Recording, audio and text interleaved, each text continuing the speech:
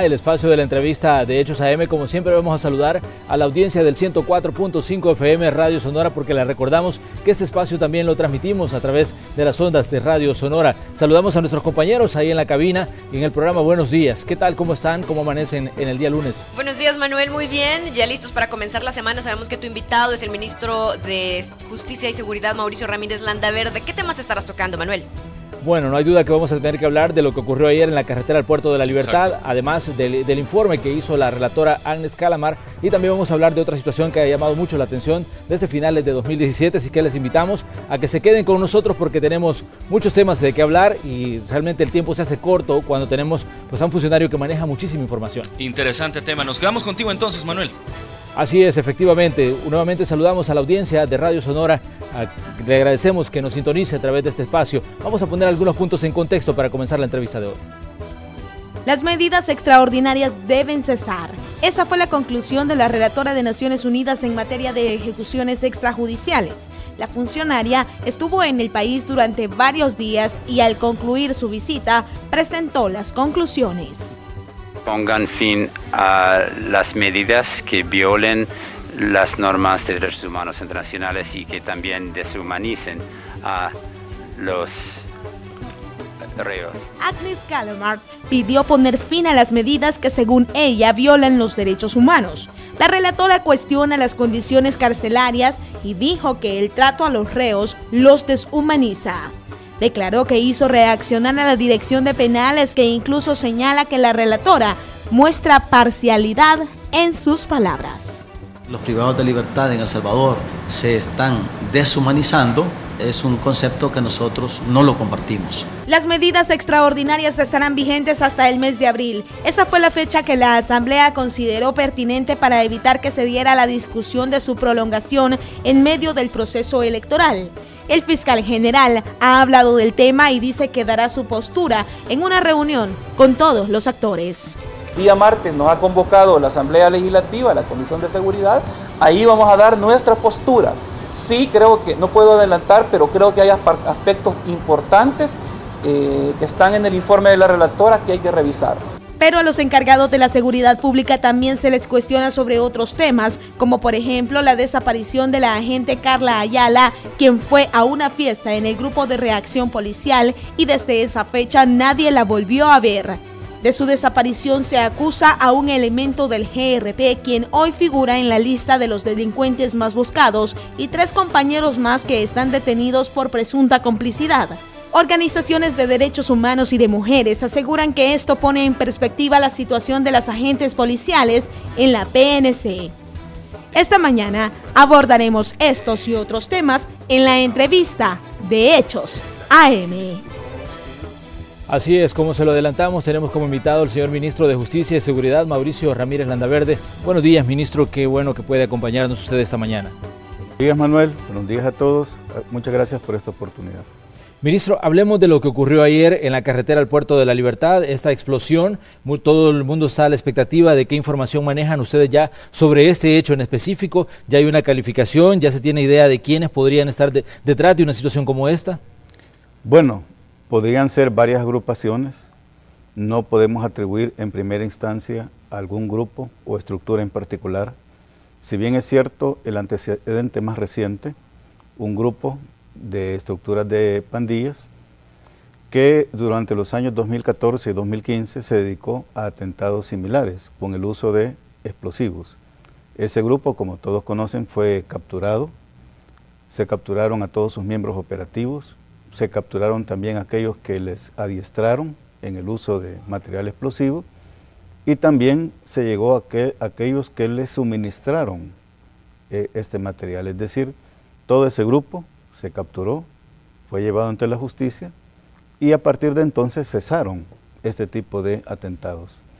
En esta oportunidad todavía no podemos atribuir a un grupo similar, no solamente son estructuras de maras o pandillas los que potencialmente pueden cometer un hecho de esta naturaleza. Hay que recordar también que estamos en un periodo preelectoral y no descartamos que esa haya sido la motivación para cometer este hecho. Sin embargo, insisto, es prematuro.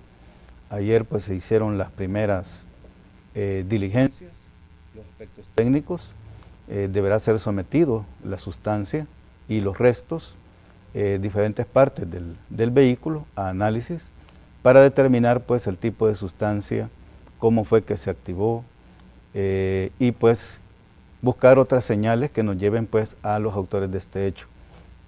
Tal como ocurrió respecto al grupo anterior que operó durante los años que ya mencionamos, también de una forma parecida porque fueron colocados explosivos también en el interior de vehículos que habían sido previamente robados, es decir, hay una forma de operar parecida, pero no podemos en este momento aún atribuirle a un grupo en particular. Sin embargo, mencionar que ya se están llevando a cabo todas las diligencias pertinentes y esperamos que en este caso, como en el anterior, pues se llegue a la verdad, se identifiquen los autores y los llevemos ante la justicia.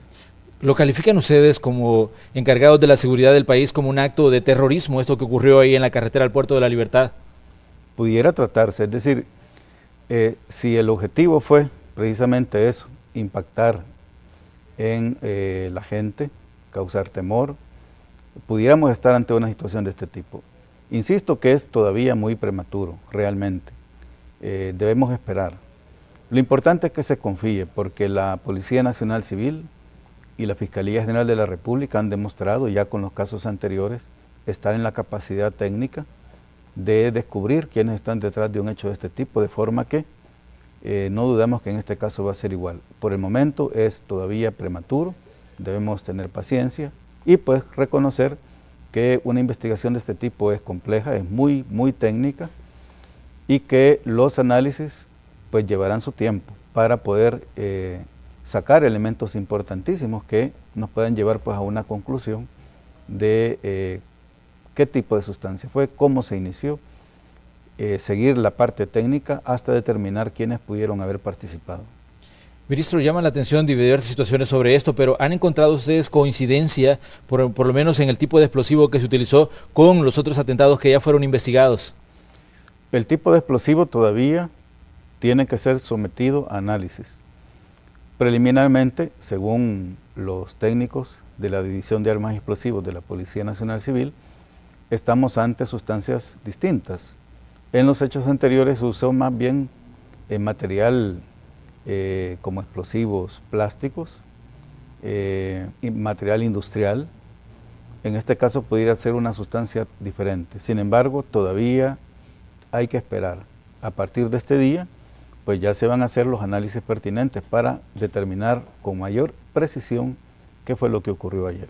Ministro, usted ya, hacía énfasis en un dato que es importante. Estamos en un momento preelectoral y usted nos decía que en determinado momento también se podría buscar impactar a la población con este tipo de situaciones. ¿Considera usted que el tema seguridad pública está siendo utilizado de forma política y podría ser utilizado de forma preelectoral ante una situación como esta? Lamentablemente así es. Es decir, en nuestro país la seguridad pública no tiene un abordaje profesional, técnico. Nosotros, desde el gobierno, en el área de seguridad y justicia, pues nos hemos dedicado mucho a eso, a darle un tratamiento profesional, técnico, y procurar pues que las opiniones políticas no incidan, o al menos no determinen el trabajo que estamos haciendo.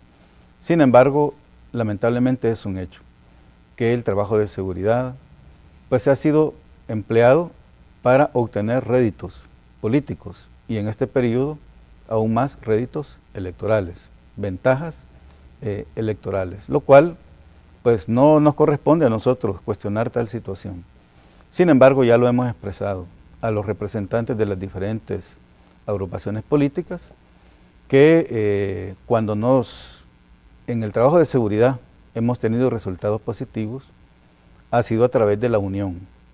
Por ejemplo, en abril del 2016, cuando en conjunto todas las representaciones políticas en la Asamblea Legislativa y diferentes sectores coincidimos en la necesidad de implementar medidas de carácter temporal y extraordinario, las que dieron origen a las medidas extraordinarias. A partir de entonces, pues ha habido una tendencia positiva a la reducción que la hemos logrado mantener en los últimos 2 años, y ese es un ejemplo, cuando buscamos más las coincidencias y buscamos soluciones a los problemas que tiene el país, en este caso de seguridad.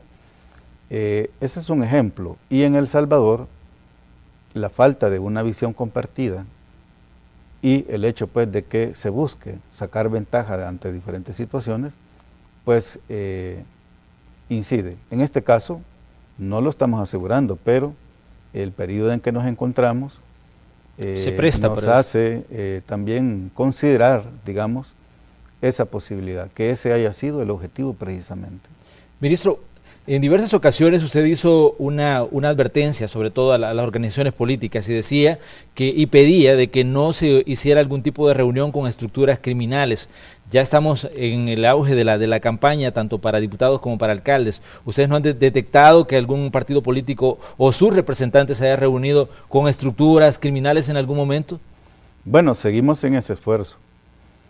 Hay que tomar en cuenta que muchos de estos casos requieren tiempo en su investigación. De hecho, recién pues, se ha logrado la condena del grupo que en coordinación o en conjunto con las autoridades municipales en el municipio de Apopa, pues sometió a la población de ese municipio a lo que ya conocemos, es decir, a la influencia de un grupo criminal y a que todo el quehacer institucional del gobierno municipal de Apopa pues fuera determinado por los intereses de un grupo criminal. Es un caso pues ya condenado, y hay otro más, que es el de Usulután, que hay que decirlo, 2 años después de que se inició, logró operativizarse, es decir, desde un inicio hubo indicios, hubo bastante información de que el entonces candidato a la alcaldía municipal de Usulután estaba sacando ventaja del entendimiento con grupos criminales que buscando favorecer o obtener alguna ventaja electoral, y pues al final resultó electo, y ya en funciones pues continuó esa situación, es decir, favoreciendo, beneficiando a miembros de grupos criminales. Las investigaciones en muchos casos pues tienen que ser de forma muy técnica, muy cuidadosa. En ese caso en particular, 2 años después se logró pues ya operativizarlo, de forma que no nos extrañemos que más adelante haya un caso que afecte a alguna autoridad que resulte electa en este evento que se aproxima del 4 de marzo. Esperamos que no sea así.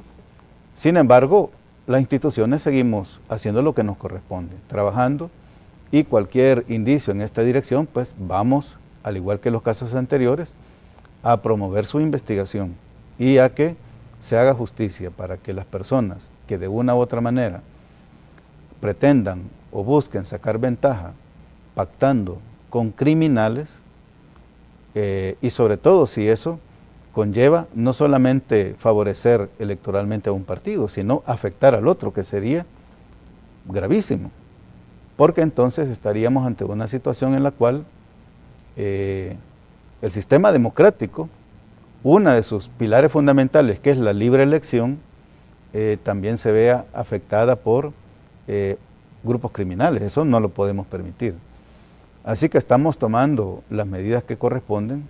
Ya la Policía Nacional Civil ha estado desarrollando desde el inicio, y bueno, por supuesto en este periodo donde ya inició el periodo de campaña electoral para gobiernos municipales, pues con mucha más razón, con un despliegue en todo el país, buscando pues dar la debida protección en coordinación con los partidos políticos, brindando seguridad en todos los eventos, de forma que no vaya a haber ningún incidente que afecte la libertad de los partidos políticos que tienen hoy, de acuerdo a la ley, de desarrollar sus actividades de campaña. Muy bien. Ministro, aparte de esas situaciones también hay otras que nos interesa que usted nos dé su valoración y sus puntos de vista. Lo que ha pasado con Carla Ayala, hoy se cumplen 45 días de que esa persona desapareció. ¿Qué datos tienen ustedes en la investigación que están desarrollando? Una situación que a nivel mediático pues ha impactado mucho y una situación pues que pone pues en tela de juicio a una de las unidades élite de la policía, como es el Grupo de Reacción Policial. Bueno, es un hecho que ha impactado muchísimo, un hecho gravísimo, de extrema gravedad, pues que ha sido un golpe muy fuerte para todos y en particular pues para la Policía Nacional Civil, sus miembros y sobre todo las mujeres que trabajan en la institución, que saben el trabajo que se ha desarrollado desde el año 2009 para desarrollar modelos de atención tanto de la problemática interna como la problemática externa, desarrollar una política de género, tener ya 2 planes operativos que se han venido desarrollando y que han permitido mejorar mucho la condición de la mujer en la policía. La mujer no solamente ha incrementado su participación en cantidad y calidad, hoy hay mujeres jefas de unidades operativas, antes la mujer estaba limitada a determinadas actividades y limitada su participación a un 8%, cuando mucho,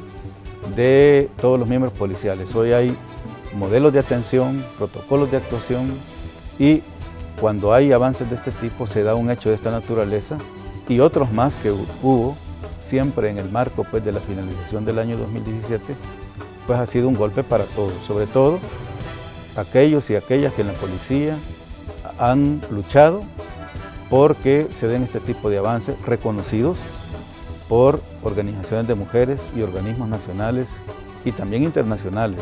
El trabajo de la policía en esta área, que la policía ha sido pionera, hay que decirlo, en el cumplimiento de toda esa generación de leyes, como la Ley Especial Integral para una Vida Libre de Violencia o la Ley de Equidad e Igualdad, dentro de las instituciones de gobierno. Y eso es justo reconocerlo. Y en ese marco pues se da este hecho, ha constituido un golpe fuertísimo para todos, pero lo importante es que se ha estado trabajando, hay un compromiso institucional por llegar a la verdad y se ha estado avanzando.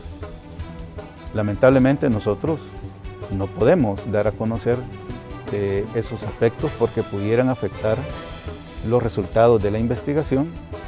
Hay que aclarar pues entonces que aunque no se hagan públicos algunos aspectos del trabajo que se está desarrollando, hay un compromiso institucional, hay avances, hay progreso y que esperamos que esto dé los frutos que todos esperamos.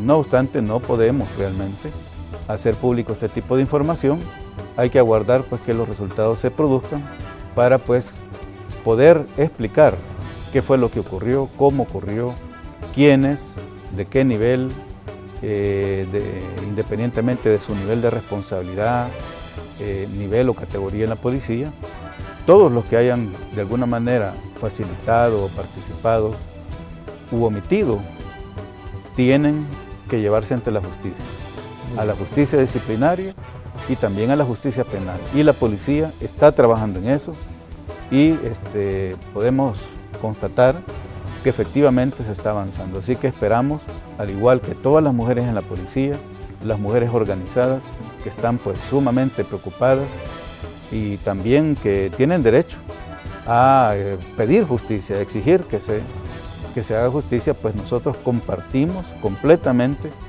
y pues el compromiso está de poder avanzar en este caso y llegar a la verdad. Muy bien, vamos a hacer una pequeña pausa comercial. Agradecemos nuevamente a la audiencia de Sonora que está con nosotros y también a quienes están con nosotros a través de la red social Facebook, a través de Noticiero Hechos Más. Volvemos.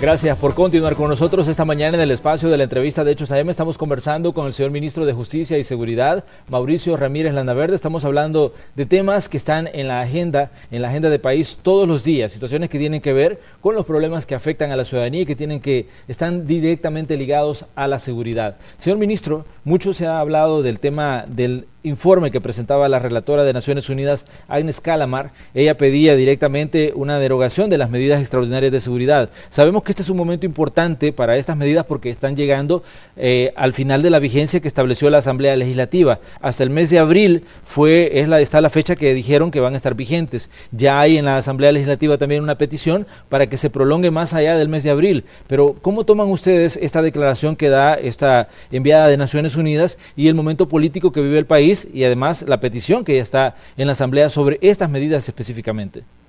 Bueno, la señora relatora no ha solicitado que se eliminen las medidas extraordinarias, no ha pedido tal cosa. En cuanto a la declaración final que dicha funcionaria pues entregó al gobierno, pues nosotros coincidimos esencialmente en los aspectos fundamentales que ella resalta, porque es así, es decir, en lo que se refiere al sistema penitenciario, pues ella señala los problemas históricos del mismo, el hacinamiento, las condiciones a las que ha estado sometida la población privada de libertad, la falta de programas de rehabilitación, y en eso es lo que hemos estado trabajando en los últimos 2 años. Desde el 2015, el gobierno pues ha iniciado diferentes planes, programas para buscar superar esta situación, y los años 2016 y 2017 han sido fundamentales para ello. Son los años en los que se ha tenido un mayor avance en 2 años ante una situación que tiene décadas de problema. En estos 2 años, en cuanto al hacinamiento, que es el principal problema que tiene el sistema penitenciario salvadoreño, que ese periodo lo inició con un hacinamiento de casi el 400%. Y a finales del año anterior se logró reducir a un 210%, todavía alto. Sin embargo, las proyecciones para este año y sobre todo de cara al siguiente son importantes al respecto. Este año vamos a tener también la finalización de proyectos importantes de infraestructura penitenciaria. El año pasado ha sido importantísimo al efecto porque logramos habilitar proyectos grandes e importantes como los de Izalco fase 2, Izalco fase 3, las granjas penitenciarias y también uno de 3 centros de detención menor, el primero ubicado en Mariona, que está dedicado pues a la población en fase ordinaria que represente menor peligrosidad. Son centros destinados a ese tipo de población y por tanto con menores medidas de seguridad, más baratos por ende, pero suficientes para tener a esta población trabajando todo el día, brindando servicio a la comunidad y pues beneficiándose de ello, porque por cada día de trabajo se le reduce en 2 su condena. Este año, que finalizó el 2017, se crearon más de 8.000 espacios nuevos y representó ya una inversión de más de $40 millones en esos grandes proyectos, que son los que han llevado como resultado la reducción del hacinamiento. Este año vamos a tener nuevos proyectos y vamos a iniciar otros. Este año vamos a tener los 2 centros de detención menor que faltan, que se acordaron en el marco de las medidas extraordinarias precisamente. Como parte de las medidas extraordinarias, se hicieron reformas a la ley penitenciaria, se introdujo esta clasificación, entre ellas el nivel 3 o de menor peligrosidad, y también se destinaron recursos para construir esa infraestructura. Si bien el año 2017 logramos terminar uno de estos proyectos, este año 2018 vamos a finalizar 2, que van a ampliar mucho la capacidad. Y este año vamos a iniciar uno de los proyectos más grandes e importantes en el sistema penitenciario, que es una segunda fase de La Esperanza. Todavía en la parte sur del complejo, de todo el inmueble, sí, hay un espacio disponible y vamos a construir una segunda fase. Al final de este año, el hacinamiento habrá sido reducido al 154%. Ya estaríamos por primera vez en muchos años por debajo del promedio en el continente, que es de 159% de sobrepoblación en los sistemas penitenciarios. Venimos del 400%. Y si seguimos trabajando, si las condiciones se mantienen, este año lo finalizaremos con un 154 y todavía de cara al 2019 con posibilidad de reducirlo aún más. Por otro lado, la rehabilitación. La rehabilitación es un componente fundamental del trabajo que se está desarrollando. Ministro, pero hay un aspecto importante que me gustaría que usted nos diera su punto de vista. La señora Calamar decía en diversas ocasiones que la situación carcelaria en este momento, decía, deshumaniza a los reos y decía qué tipo de gente van a tener al finalizar la condena cuando esta gente salga de las cárceles. ¿Cómo toman ustedes estas declaraciones? Porque obviamente mucho se ha hablado del informe que presentó la relatora. Bueno, es que compartimos esa conclusión porque es así. Y por esa misma razón, los programas de rehabilitación que se están impulsando tienen ese propósito, es decir, rehabilitar a las personas, cumplir con esa responsabilidad que la Constitución y la ley dan. Anteriormente, el sistema penitenciario se limitó a garantizar el cumplimiento de las penas privativas de libertad y, como consecuencia de ello, no se rehabilitaban a las personas y una vez al salir, pues no solamente volvía a cometer delitos, sino en delitos más graves y regresaba al sistema. Hoy todo está orientado, el trabajo que estamos haciendo, a romper con ese círculo vicioso, es decir, que las personas que salgan del sistema penitenciario, pues lo hagan con otras aptitudes, con conocimientos. La gente que recibimos hoy con 2, 3, 4 años de escolaridad, están saliendo bachilleres. Tenemos gente ya inscrita en la universidad, en las carreras en línea.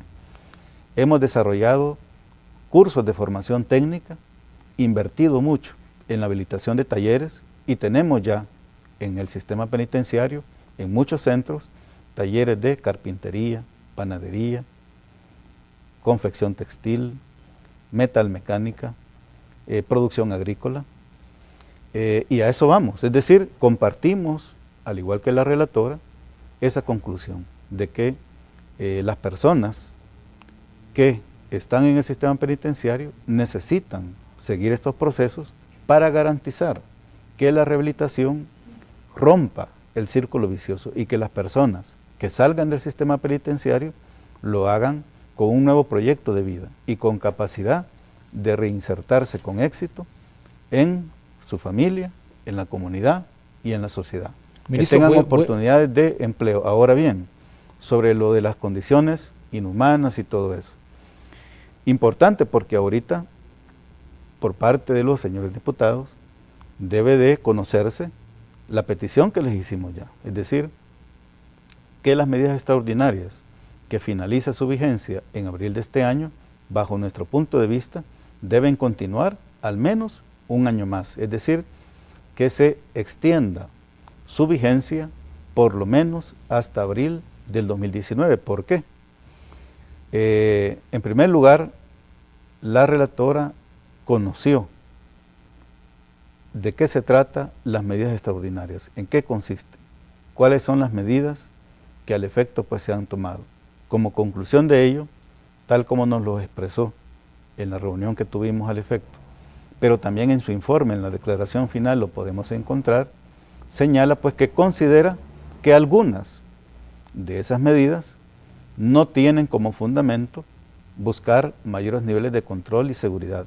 Reconoce que es necesario que el Estado adopte medidas para tener mayor control y seguridad, puesto que no lo ha tenido históricamente. Hasta hoy, el Estado ha retomado el control, efectivamente, del sistema penitenciario. Es decir, ella reconoce, y así nos lo expresó, que hay necesidad de tomar este tipo de medidas, pero a la vez expresa que considera que ciertas medidas no tienen esa finalidad, sino que ahí es donde ya toca el tema de la deshumanización y todo eso.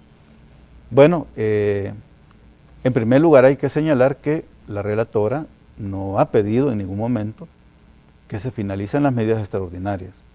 Lo que ha pedido, dice, es que todas aquellas que no se sustenten en las necesidades de brindar mayor control y seguridad, sino que van orientadas como a dar como un mayor castigo, por así decirlo, pues que deben de derogarse. Sobre ello, pues nosotros no compartimos, es decir, no necesariamente tenemos que estar de acuerdo en todo. Desde su punto de vista, ministro, ¿deben continuar las medidas tal y como están hasta ahora? Las medidas son necesarias, han contribuido positivamente a la mejora de la seguridad y al control. Hay que señalar y ser claros, el Estado salvadoreño no ha tenido control del sistema penitenciario, se los entregó allá en el 2004, cuando no hay otra forma de resolver la conflictividad en el sistema penitenciario, fue que inició la clasificación por estructuras de mara o pandilla, asignándole a determinada estructura un penal y a otros otra. En ese momento perdió el control y lo asumió la criminalidad.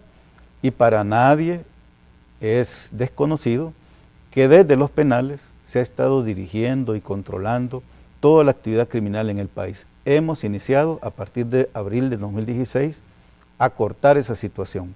Tenemos 2 años para hacerle frente a un problema que tiene décadas en el país. En estos 2 años hemos avanzado mucho, pero hay proyectos importantes pendientes aún. Por ejemplo, la solución definitiva al corte del tráfico de telecomunicaciones, terminar de reparar y habilitar centros como el de Ciudad Barrio, que es Saltepeque, que han iniciado, pero que aún a abril de este año no habremos terminado. También, como mencionamos, de 3 centros de detención menor que se incluyó en la ley, logramos finalizar 1, pero faltan 2. Está pendiente también establecer otro tipo de sistemas, tecnología, instalación de escáneres. Son acciones pendientes que definitivamente a abril de este año no habremos terminado. Se necesita una extensión para dar la posibilidad de que terminemos estos proyectos tan importantes y que el sistema penitenciario, al finalizar las medidas, sea diferente y que no vayamos a encontrar condiciones iguales que como iniciamos. Eso es lo que estamos tratando de romper, y las medidas extraordinarias nos han permitido eso, tener mayor control y seguridad con el objeto que el sistema penitenciario no siga constituyendo un factor de riesgo para la seguridad de los salvadoreños. Las medidas extraordinarias son importantes, han contribuido de forma positiva y deben mantenerse tal como están actualmente. Es decir, nosotros pues hemos explicado y pues vamos a seguir en esa dirección. Hay una reunión importante a la que han convocado los señores diputados el día de mañana y pues esa será la oportunidad para explicar algunos otros aspectos, pero desde ya pues lo que nosotros les hemos expresado en todas las oportunidades es todo lo que tenemos pendiente y que las medidas extraordinarias son importantes, deben mantenerse, han incidido positivamente en la mejora de seguridad del país y debemos continuar, debemos ser firmes, debemos continuar, ser perseverantes en esta acción tan importante que hemos emprendido desde abril de 2016 y es no solamente recobrar el control del sistema penitenciario salvadoreño, sino también impulsar proyectos como los que ya mencionamos, la reducción del hacinamiento, la mejora de las condiciones, la rehabilitación y al final esto va tras el cumplimiento de todas estas recomendaciones y conclusiones, no solo de la relatora especial, sino también de la sentencia de inconstitucionalidad de la Corte Suprema de Justicia y otras observaciones que el Estado salvadoreño ha tenido en relación al problema del sistema penitenciario. Todo eso lo vamos a resolver a través de estos procesos, pero hoy por hoy el control y seguridad sigue siendo una necesidad. Por tanto, las medidas que nos han permitido hasta hoy, las herramientas para poderlo mantener, deben continuar. Muy bien, ministro. Le agradecemos, ministro, que haya venido a conversar con nosotros esta mañana. Obviamente este tema es amplio, hay diferentes puntos de donde verlo y analizarlo. Le agradecemos, ministro, su tiempo. A ustedes, Manuel, muy buenos días a todos. Bueno, agradecemos también a la audiencia de Sonora que ha estado con nosotros a través de este espacio de la entrevista. Ya están nuestros compañeros para continuar con el programa. Buenos días. Esto ha sido la entrevista, compañeros, aquí en Hechos AM. Interesantes datos los que ha proporcionado el ministro de Justicia y Seguridad Pública.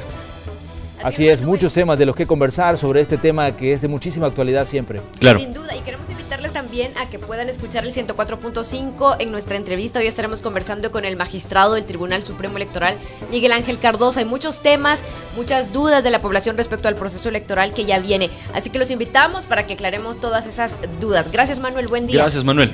Buen día, estamos pendientes también de la información que se genera ahí en el 104.5 FM Radio Sonora, información al instante. Nosotros así cerramos este espacio, vamos hasta la sala de Noticiero Hechos.